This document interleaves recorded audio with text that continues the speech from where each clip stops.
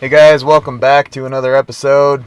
So last time I was talking about my first experience living in Colorado and had a good time learning how to snowboard, hanging out with my buddy Matt, and escaping all of the chaos that had surrounded the whole climbing accident back in Duluth.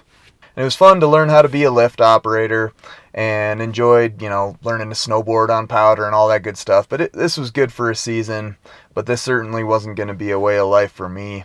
And as the season came to a close around April, I was just feeling really lacking a sense of purpose and feeling kind of depressed and dejected about everything that had happened and wasn't sure what else to do in life. So what does any post-college student do when they don't know what else to do in life? Well, I guess you move back home, right? So I moved back into my old room at my house and kind of fell back into my old ways, hanging out with high school buddies, and found a remodeling gig, and I wasn't sure what to do with my life. This started to feel like I was wasting time, and I felt like I had put my heart on hold. And as spring turned into summer, I started to have an epiphany about this whole situation. I had about a year to process the accident and everything else. So, and I realized that if Steve's and my roles had been reversed, I wouldn't have wanted him to put his life on hold on account of me. And they almost were reversed. I mean, I was the guy that was on the rope right before him, and the rope could have easily been cut on me. But if Steve had been here, I realized he wouldn't want me to put my life on hold, and he would want me to pursue my passion and continue on with my life. So I started to come to peace with the idea of trusting the gear again and maybe trying out the whole climbing thing again. I started hooking up with some old buddies, my friend Petter and Stu, and they were really understanding about where I was at with climbing, and so we started heading back out to Palisade Head and Shovel Point and the old stomping grounds. And I started to get my psych back. I started to get really excited about climbing again, and climbing harder than I ever had before. But I was excited, and I knew that I needed to give this Colorado thing another try. So as the summer wore on, I started to put together a plan. I decided to go ahead and try the whole college student thing again. Thankfully, my dad had another connection where I could go to another college out here in Lakewood for free. It was Colorado Christian University. I was a little bit leery about trying the whole, conservative Christian college thing again based on my previous experience, but I decided to give it a shot. So at the end of August, I packed up my truck once again and headed west to give the Colorado thing another try. As soon as I got to campus, I was on fire. I was absolutely determined to get into this climbing thing. And in my mind, everybody in Colorado was a climber. This was the climbing capital. How hard could it be to meet up with climbing partners out here, especially in a setting like a university? And it was really frustrating to come to the realization that nobody seemed to be into climbing. I met a few casual climbers. My roommate Dave, for example, he had climbed a little bit. He was from Northern California. And my RA, when I met him, he was organizing his climbing gear, but nobody was really into it. And I couldn't understand why. I didn't understand where to meet all the climbers. Back in Duluth, there really hadn't been a climbing scene, at least that I was aware of. We didn't really have climbing shops. We didn't have climbing gyms. There wasn't a place where you could meet other climbers that I knew about. So I started just recruiting anyone and everyone that I could. I had this 10-to-1 rule that I realized was true, that for every 10 people I invited climbing, one person would maybe go with me.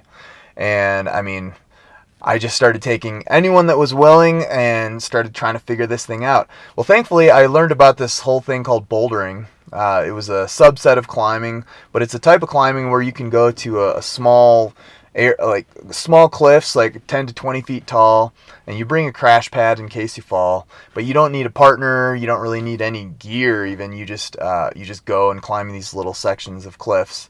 And started taking out my roommates and came to discover that bouldering was a great place to meet climbing partners. One day I was out at Eldorado Canyon bouldering with my roommates Dave and Josh, and finally met the climbing partner I'd been looking for. Met this guy at the Milton Boulder. This guy Ryan, and he had a trad climbing book and a rack of really old climbing gear, like from the 70s, from his I guess his dad and uncle had been big time into climbing back in the day. And I think he was just trying to figure out for himself how this whole climbing thing worked. So he and I struck up a conversation and realized that we had sort of similar climbing goals in mind at what we wanted to do. And so we started heading out climbing and figuring it out. Now, neither of us really had any idea of how any of this whole Colorado climbing thing worked. I mean, all that I knew was how to set up these top ropes in Minnesota and do a top belay. Everything in Colorado was different.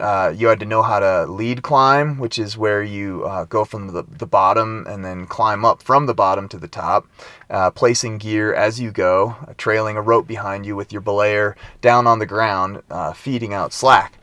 That's lead climbing. Sport climbing was a particular type of lead climbing where you're clipping bolts as you go up, and they're these really solid concrete expansion bolts, so relatively safe in the world of lead climbing.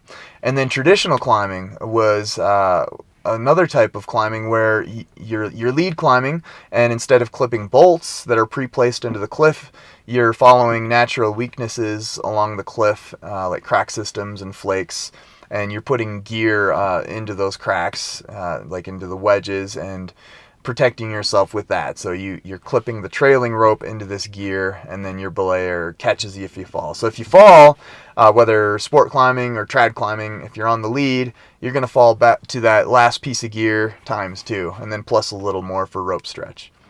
I started learning about all these different subsets of climbing and what I needed to know in Colorado, and Ryan and I started hitting up all these front range areas, going to Clear Creek Canyon and Table Mountain and Boulder Canyon, Eldorado Canyon.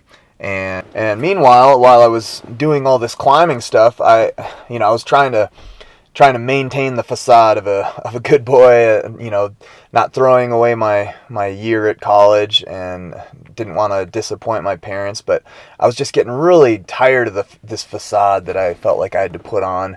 And I noticed that this was seemed prevalent within the Christian culture as a whole. There's this whole religious attitude of inauthenticity and ingenuineness that I just couldn't really jive with anymore. And I found myself kind of rebelling inside against all of it. This was evidenced by the fact that I partied harder at CCU than I ever had in my life. It was kind of the opposite of what I had done in Keystone, whereas everyone was partying at Keystone. I was like the only one that didn't.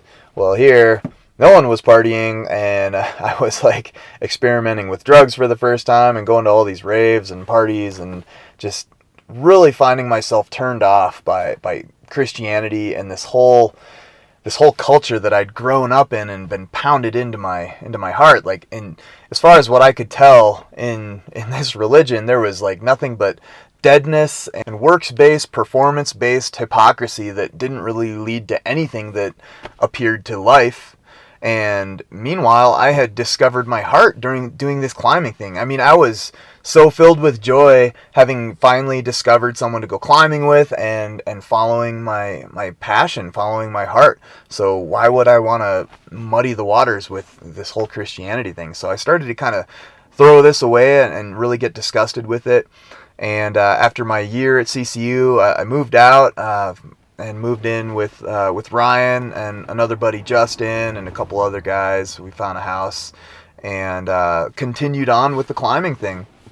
So I found a job working as a cable guy. I was doing cable disconnect. It was kind of an interesting job.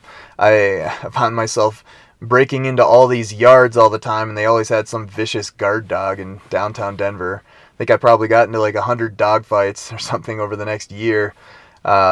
Jumping into these yards, disconnecting people's cable that hadn't paid their bill. But it was a good gig because I was able to get a free truck and my first cell phone for free.